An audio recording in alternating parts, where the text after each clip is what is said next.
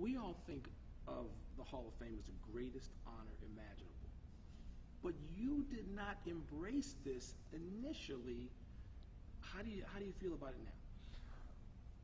Well, it's not that I didn't embrace it as an opportunity, as an accomplishment, as a privilege. I just didn't think I was ready for it now. I think that, for me, it's like, I don't mean it in a bad way, like you're going out in the pasture and you're just going to graze until you basically die, And for me, and I'm not saying that for every person, because I think a lot of people look at it in a much more prestigious, eyesight. Me, I still look at it like that. It's just that not right now. I feel like I still got so much to do. I love the game. I'm always going to love the game. I'm always going to feel like, or keep people off guard by not knowing, I can still play the game if I choose to play the game, and I can run with the young horses. Don't put me out grazing yet, but it's still my choice, So it seems like it sounded so finite to the end of something, and I wasn't ready for that, I'm still not ready for that.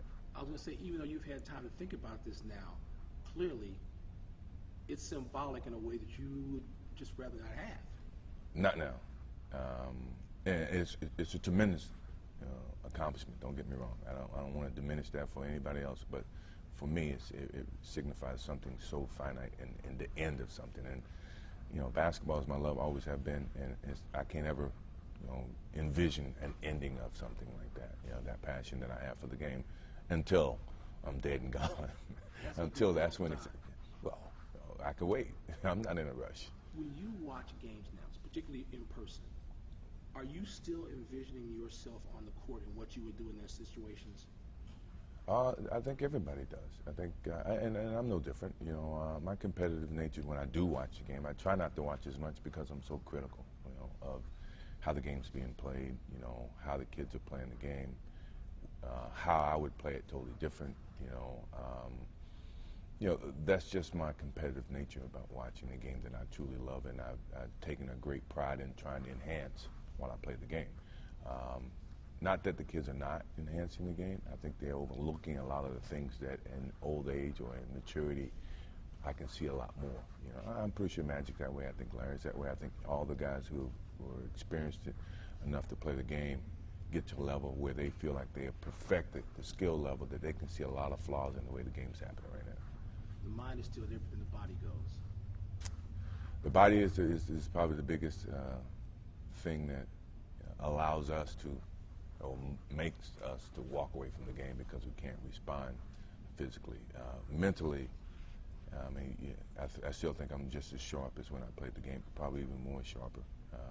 So, it's a big distinct difference, I think that when I guess I was talking to Charles Oakley yesterday, I said, it's amazing about, that wall continues to get taller physically, but mentally you always figure a way around the wall or through the wall or over the wall.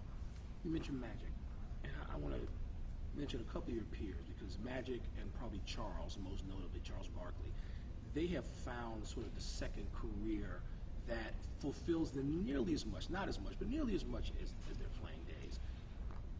Do you worry about finding or not finding that second thing that consumes your passions like those guys have?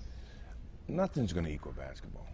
And if they say what they do now equals what they did playing the game of basketball, then, I'd beg to differ about those two individuals and their competitive nature. For me, I feel like I'm the most fierce competitor there is. I don't think I'm ever going to find something to equal the game of basketball for me. Golf comes close, but even then, it's not a mastery for me in that game, as basketball was. So, am I worried? No, because I come to understand that I'm never going to find something that, drives me as much as basketball did, and makes me that much more competitive when basketball was a part of my life. As unlikely as it seems, is there anything that you wanted to accomplish on the court in your career that you didn't accomplish? No.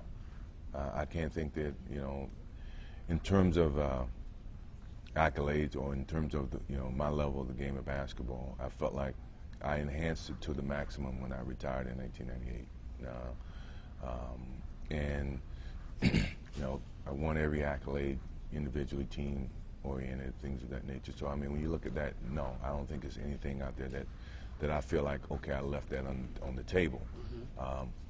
The biggest thing about it for me was duplication, being that staying on that highest of level of excellence, you know, showing that, you know, it's not easy to get here, or once you get here, it's harder to stay, and the challenge of staying and playing at that same level was the beauty that I saw, and I feel like if I can ever think about, you know, what I miss about the game was being that consistent each and every day. That, you know, every time a naysayer say he can't do this, well, I think I can prove you wrong. Yeah, I think I can do that. Did you need to retire in 1993 to achieve that, or when you look back, do you ever regret retiring that first time in 1993? I never regret it. I think at that time in my life, I needed that break because I lost the desire for what the game represented. You know, it was very commercialized for me, you know, in 1993, where, you know, it was great. You know, I was on every Wheaties box and, you know, Gatorade bottles and things of that nature, but, you know, my passion for the game was kind of lost. Was burnout a fair Burnout or lost. You know, I would say I was lost, not burnout, because I still had a strong passion for the game. I watched it with a strong passion. I was lost in the midst of so much things going around the game. And what baseball did for me was got me back to the basics of how much the game, how much I loved the game, how genuine the game was, you know. And playing with those minor leaguers, I would never change that for nothing in the world, because I think, you know, that reinstilled some of the desires that I had when I was a kid, you know. And it was easy to showcase that once I got back. And I didn't want it to end, you know. And when the team was broken up in 1998, you know, I wasn't ready to retire, in all honesty, because I felt like we still could compete and still win, you know.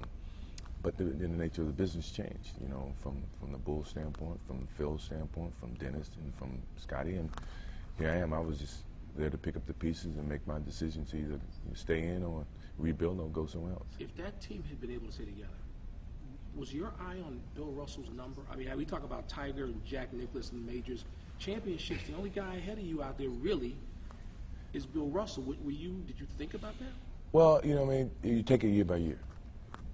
I do believe we could have won 7.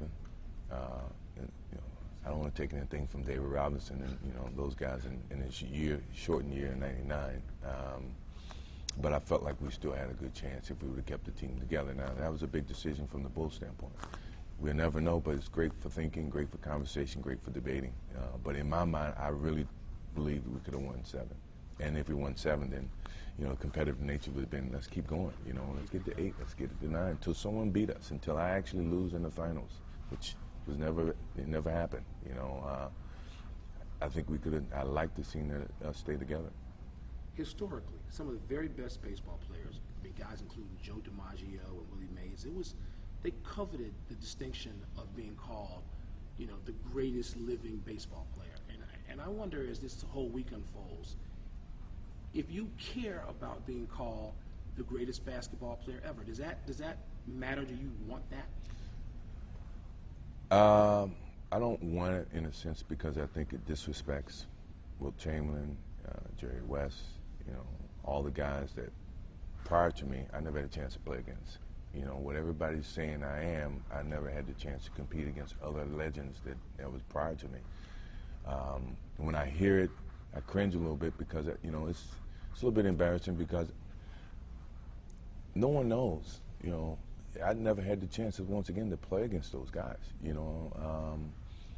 I would love to have played against them, but I never did, you know. And for you to say that I'm better than him, I mean, it's your opinion. You know, it's their opinion. I accept that as their opinion. If you ask me, I would never say that I'm the greatest player, you know. And that's because I never played against all the people that represented the league prior to Michael Jordan.